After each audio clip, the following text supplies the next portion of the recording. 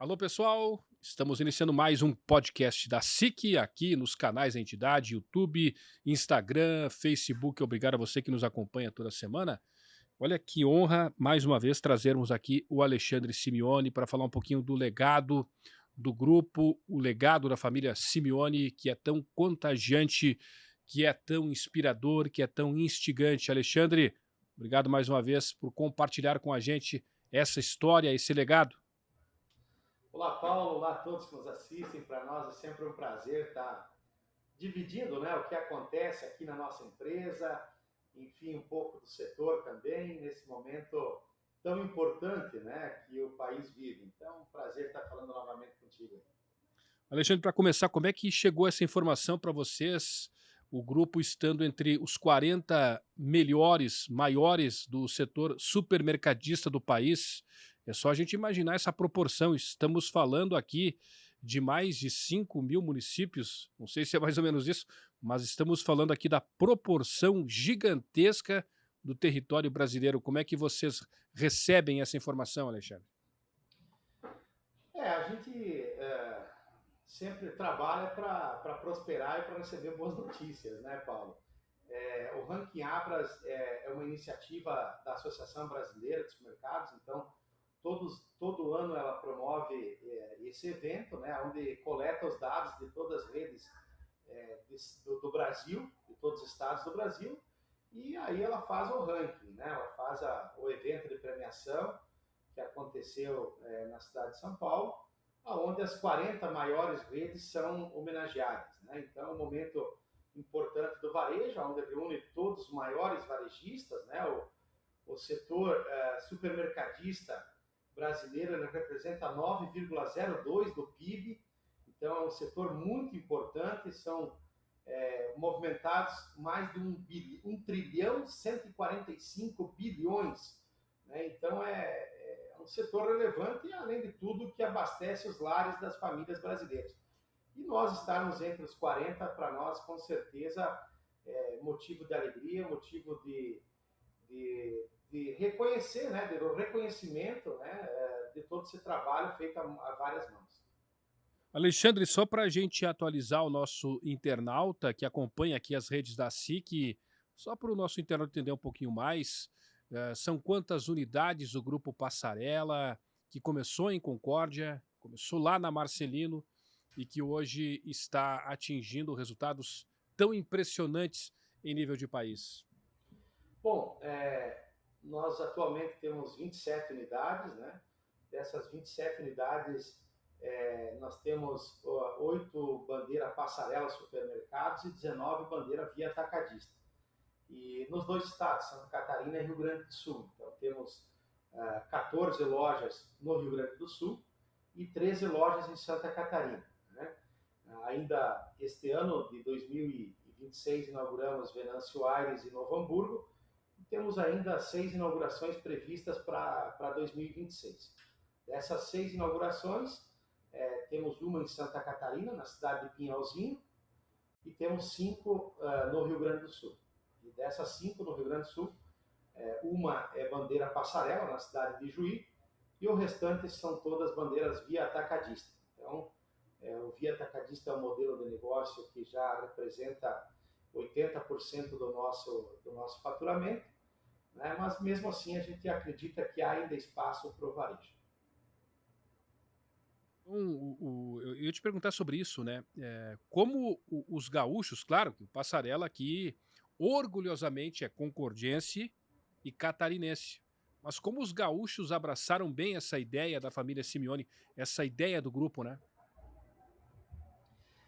Isso tudo começou, a primeira loja foi em 2018, né, na cidade de Erechim, e aí ficamos um período expandindo para Santa Catarina, e aí depois retomamos pela entrada na Serra Gaúcha, né, por Bento Gonçalves, foi a primeira cidade a receber o via atacadista. Então nós começamos pela Serra Gaúcha, pela similaridade também da nossa cultura, né, nossos avós vieram da Serra Gaúcha, então uma cultura, um perfil de consumidor muito parecido com a nossa região. E aí para frente a gente foi expandindo para regiões que tinham potencial no Rio Grande do Sul. Né? Nós temos uma Rio Grande do Sul, até então, quando nós iniciamos, tinha uma característica diferente, porque as redes regionais não estavam expandindo, né? O Rio Grande do Sul estava mais estabilizado, o nosso setor, e já Santa Catarina mais desenvolvida, mais consolidada. Enxergamos no Rio Grande do Sul essas oportunidades e aceleramos nosso crescimento lá. Temos ido muito bem, né, no Rio Grande do Sul. São cidades que não tinham o atacarejo, principalmente, não estava tão desenvolvido, e nós fomos uma das bandeiras que acelerou, né, a expansão com a bandeira via atacadista. E tem dado certo, né? Nosso modelo de negócio é um pouco diferente dos atacados que existiam lá, consequentemente caindo, né, no gosto do consumidor gaúcho e também gerando esse ânimo, essa vontade de nós expandir até pela receptividade que a gente tem tido nas lojas do solo gaúcho. Né? Já comentei contigo por contatos, Alexandre, e isso realmente é uma realidade, não é, digamos assim, apenas por falar, é algo que a gente percebe no dia a dia. O quanto vocês se preocupam em oferecer comodidade, facilidade para o cliente, isso tanto na rede atacadista quanto na rede supermercadista, e como vocês aperfeiçoam os produtos, como vocês se preocupam com os detalhes, com a qualidade e também com a diversidade. Você diria que esse é um dos segredos aí para estar nessa lista entre os 40 melhores e maiores do país? O varejo é muito dinâmico, né? O varejo ele tem uma característica de ter a necessidade de se reinventar a todo momento. O consumidor ele tem muito mais informação do que no passado, então ele está muito mais atento aos ingredientes dos produtos, ele está pesquisando muito mais. Nós temos muitas situações de novos perfis de consumidor, né? O pessoal usando muito, dando muito mais valor à questão da saudabilidade, cuidando da saúde. Eu acho que a pandemia demonstrou isso e mudou muito o perfil do consumidor.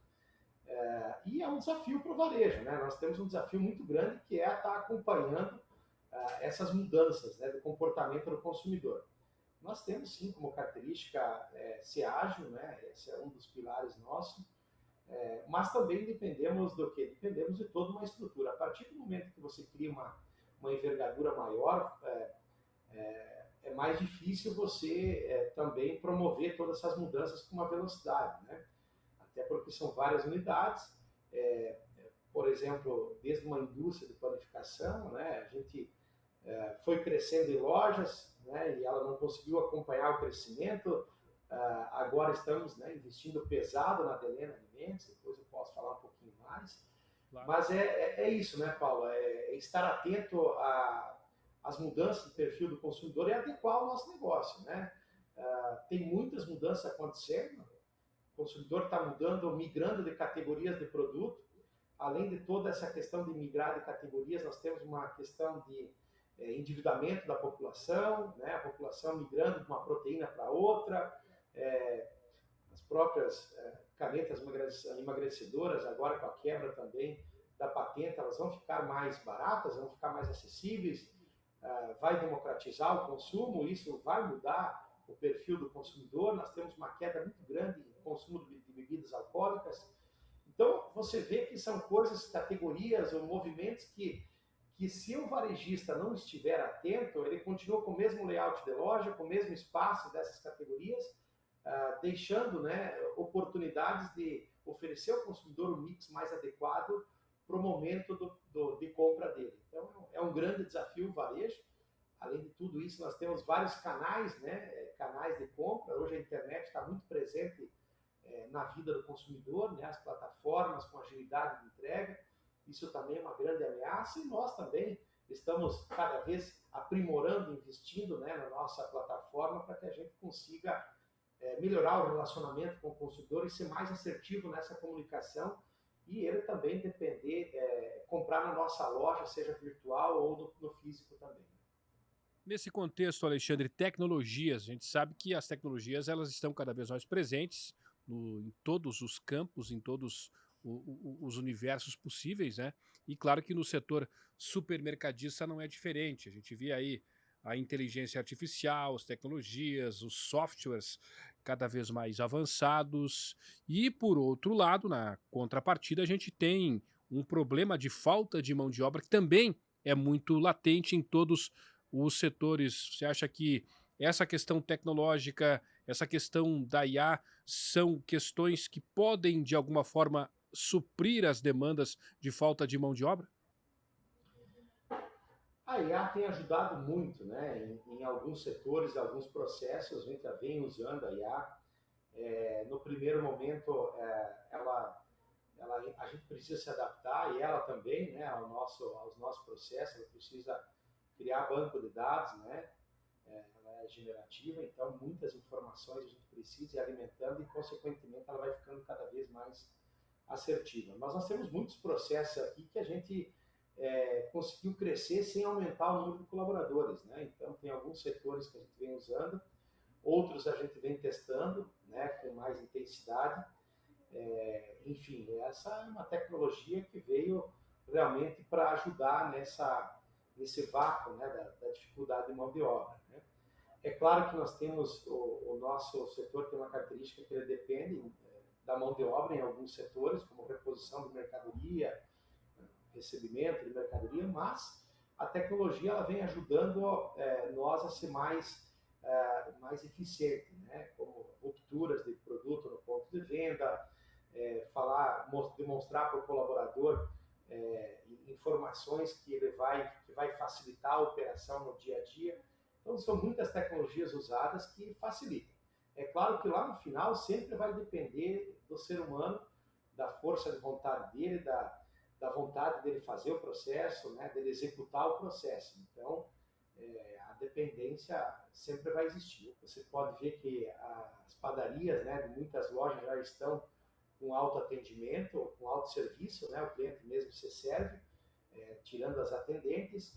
O açougue vai passar por isso. Nós já temos aqui, foi a primeira loja que nós fizemos a implantação no açougue no bairro Santo Cristóvão, no Via Atacadista, né, sem o balcão de tendal, com as carnes já embaladas, processando com frescor na loja. Sim, tem o atendimento se necessário, mas já tentando fazer com que seja prático para o consumidor ali escolher, pegar o produto dele, sem a necessidade do atendimento, até pela dificuldade de achar bons atendentes, né?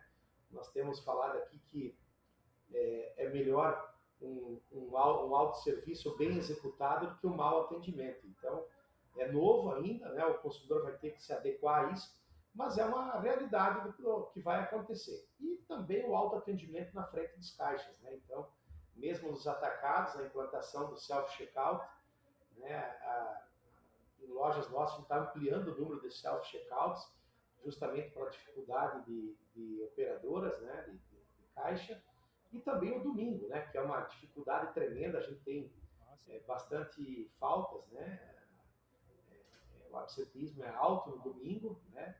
E aí você tendo essa opção do cliente pagar no self-checkout, passar suas compras, né, acaba facilitando. Tem outros checkouts agora, híbridos também, que é tanto com atendimento, depois você vira a parte central dele virando self-checkout. Então, inclusive, a gente está ajudando a desenvolver esse equipamento, já tem alguns em testes. Então, tem muita coisa acontecendo que o varejista, na dor, né, eu sempre falo que é na dor que a gente acha a solução.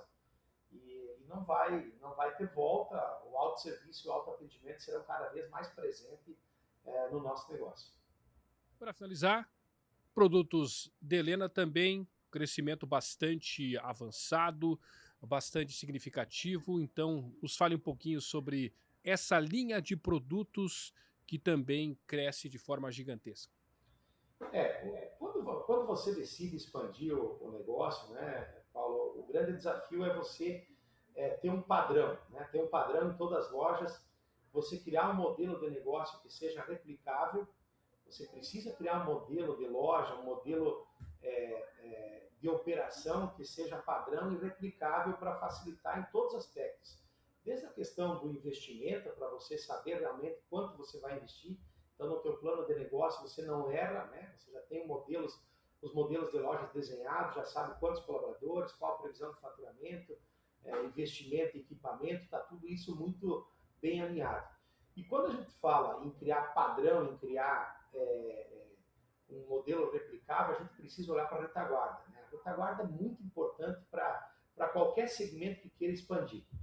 Falo retaguarda, é toda a parte do back-office, é desde da parte corporativa, como CD, centro de distribuição, no nosso caso, a Delena Alimentos, que é a nossa indústria de panificação, uma grande indústria, está passando por uma ampliação muito grande, né? Eu diria que ela vai ficar uma das principais fábricas de panificação de rede de supermercado do país, porque não são muitas que tem, né? Conheço uma em Minas Gerais, algumas, mas em termos de tecnologia e de automação, o que a gente está fazendo realmente é um investimento olhando para o futuro e olhando para um setor dentro do nosso mercado para a gente se diferenciar, né? A padaria sempre foi um setor que nós investimos com a nossa fábrica. Então, é um investimento que está acontecendo, são mais de 34 milhões até o momento já investidos em equipamentos de vários países, que iremos começar a receber, já estamos recebendo alguns. Acreditamos que para o mês de setembro estará toda pronta a nossa fábrica, com muita automação. E, além disso, nós temos a construção de CD na cidade de Teutônia, Rio Grande do Sul, que é o CD que vai atender todo o Rio Grande do Sul. Hoje a gente tem Estrela e tem Teutônia, CD separado, mas estamos construindo um CD grande na cidade de Teutônia para as lojas do Rio Grande do Sul. Temos a indústria de água mineral também em Chapecó. Então, tem vários investimentos na retaguarda que vai trazer diferencial para o nosso consumidor, né, para quem preferir as lojas do Grupo Passarela, e também outro negócio rentável que traz aí capacidade para o grupo continuar investindo em mais lojas e ampliando a rede. Então é muito importante que essas frentes andem junto, né? Eu esqueci de falar do frigorífico também, na cidade de Ceará. Estamos finalizando o projeto, em breve vamos começar a parte da reforma desse parque fabril que nós adquirimos dos holandeses lá, e aonde a gente vai processar todas as carcaças bovina e suína, já avisando o que eu falei antes do autosserviço, né? Porque cada loja que você monta, você tem que montar uma equipe da açougueira, está muito difícil. E você centralizando no frigorífico, você ganha eficiência, você ganha produtividade, você ganha competitividade, isso vai facilitar muito. Eu acredito que até fevereiro do ano que vem a gente vai estar operando o frigorífico também. Então são várias ações que o grupo está promovendo, né? Muito trabalho, novas pessoas vindo para a Concórdia morar, né? Ontem mesmo recebemos mais 2 colaboradores, um para a Delena, um de Minas Gerais, outro do Maranhão, enfim, pessoas que vêm morar para a Concórdia e que vêm ajudar o grupo a crescer. Obrigado, Alexandre. Foi um prazer mais uma vez entrevistá-lo. Uma excelente semana e parabéns pelas conquistas, pela visão e também pelos projetos que devem dar aí uma dimensão muito maior ao grupo. Obrigado, excelente semana.